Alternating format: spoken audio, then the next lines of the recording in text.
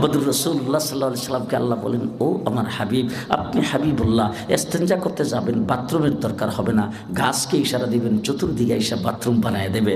আপনি রাস্তা দিয়ে হাঁটবেন, আকাশের মেঘ এসে আপনার মাথায় ছায়া ধরবে। মরা গাছের নিচে বসবেন, গাছের মধ্যে পটপট করে পাতা জুম্মা, গাছটা জিন্দা হয়ে যাবে। মুহাম্মদুর রাসূলুল্লাহ সাল্লাল্লাহু আলাইহি সাল্লাম হাবিবুল্লাহ, আমাদের নবী ইব্রাহিম খলিলুল্লাহ, হযরতে হাবিবুল্লাহ মুহাম্মদুর রাসূলুল্লাহ সাল্লাল্লাহু আলাইহি সাল্লাম মা আমিনার ঘরে জন্মগ্রহণ করেছেন। তো জন্ম যখন হয়েছে তখন বাচ্চাটাকে কোলে নিয়ে, আল্লাহর নবীর বাপ তো নাই দুনিয়াতে, তো মা খুব চিন্তা করতেছে আর আল্লাহর দরবারে চোখের পানি ফেলাইতেছে আর বলতেছে, আল্লাহ এত সুন্দর সন্তান আমার ঘরে দিলা, কিন্তু সন্তানটা একটু বড় হইলে বাবা যদি জীবিত থাকতো তাহলে কত রকমের খেলনা তারে কিনাইনা দিত, আর এইগুলি দিয়ে সে খেলতো, আমরা বসে বসে দেখতাম, কত আনন্দ লাগতো। এখন বাবা দুনিয়াতে নাই, দুনিয়াতে তার খেলনা কে কিনাইনা দিবে? আল্লাহ আমেনার দিলের মধ্যে ডাক, দেখো আমেনা, তুমি কি বলতেছো? তোমার জীবন সন্তান, তার বাবা নাই, তাতে হয়েছে কি?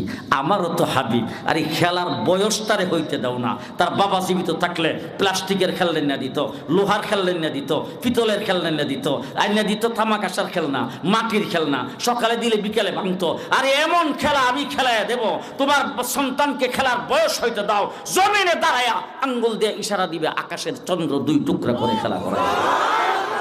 নিজের সাথে কিসে খেলবে? খেলবে তো সে আকাশের তার চন্দ্র তারকার সাথে।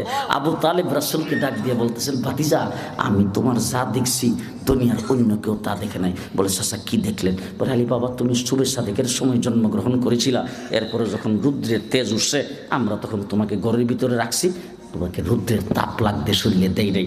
সূর্য যখন অস্ত চলে গেছে, এখন তোমাকে মুক্ত হাওয়া খাওয়াইবার জন্যে আমরা বাহিরে না খোলা আকাশের নিচে তোমাকে শুয়াইছি, আর তুমি হাত পাগুলি এভাবে নাড়তে নাড়তে কন্দন করতেছিলে। এমন মুহূর্তে আমি দেখি আকাশের চন্দ্রটা তোমার দিকে আসতেছে আসতেছে আসতেছে।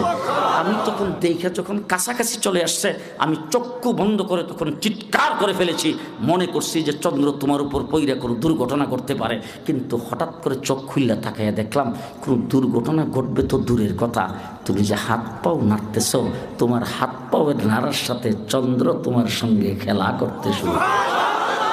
মা আমেনাকে আল্লাহ বলেন, আর এই প্লাস্টিকের আর লোহার খেলনা দিয়ে কিসের খেলবে? আকাশের চন্দ্রের সাথে তোমার ছেলে খেলা করবে।